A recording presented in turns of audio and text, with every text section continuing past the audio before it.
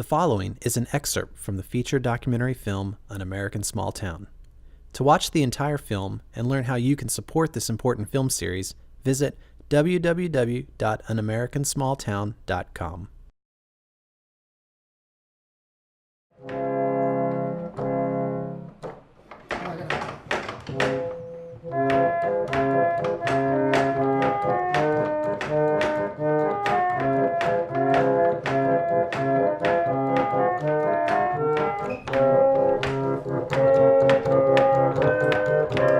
I have two high school girls in there because in New Glarus we do something that's very, very unique.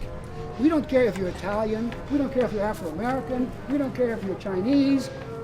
If you move to New Glarus, you will become Swiss and you will enjoy it. Why would a guy like me be interested in this? Because I believe in ethnic. I believe America was built by ethnic groups, but they all contributed to building this country. And that's what makes this country so great, and that's why we are such compassionate people. We listen to each other, we have to. Oh, Peter, thank you. It's nice to hear somebody be proud of the fact that they've come over here. Absolutely, and I'm dead serious about that, folks. Thank you. We have to learn to get along with people who are different than we are. And I think Mr. Barlow's museum here is just one small part of that, and that's why I think it should be kept alive. That's a part of our Swiss heritage. Edwin Barlow was the man who built the Chalet of the Golden Fleece in 1937. And Mr. Barlow was actually the son of Magdalena Strife. So that's his Swiss connection. Not too bad, huh? It's worse.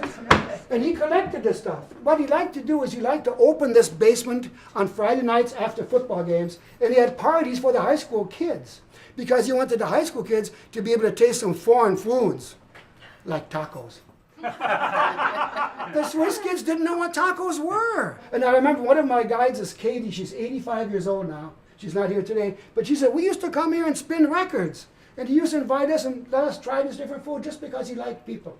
This allowed him to become kind of a free spirit. He went to Europe 62 times. And he went around the world 3 or 4 times. And every time he went, he collected things because he was interested in collection.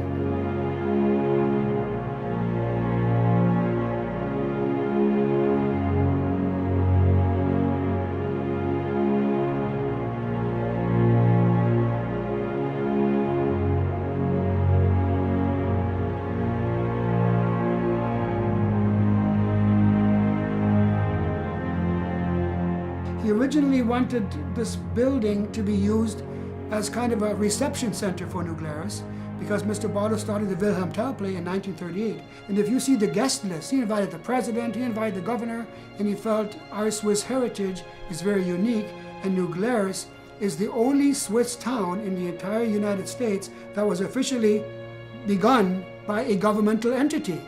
And it's very unique because the Swiss, although they are Americans, are proud of being Americans, but they don't forget their Swiss heritage.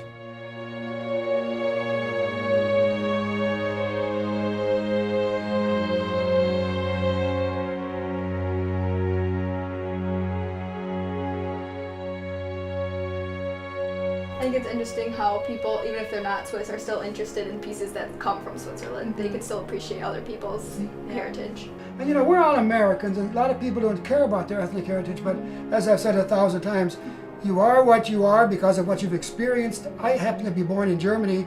You can't choose where you're born, but I have a very strong European background. Now, I know your mom, I don't know your dad, but Bloom is certainly a very, very Swiss name.